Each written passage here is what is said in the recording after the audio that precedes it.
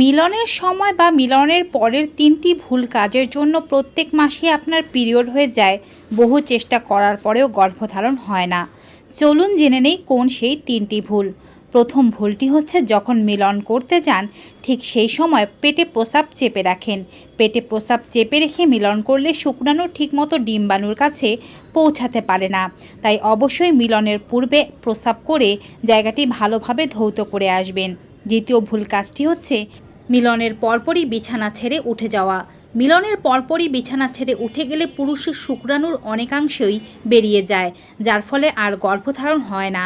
তাই অবশ্যই মিলনের পর অন্ততপক্ষে 30 মিনিট শুয়ে থাকবেন। কোমরের নিচে বালিশ দিয়ে শুয়ে থাকতে পারেন, চিত হয়ে শুয়ে থাকবেন, হাঁটু মুড়ে রাখতে পারেন।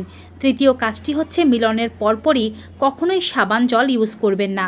সাধারণ জল দিয়ে যৌনাঙ্গ ধৌত করুন, এতে শুক্রাণু মরবে না।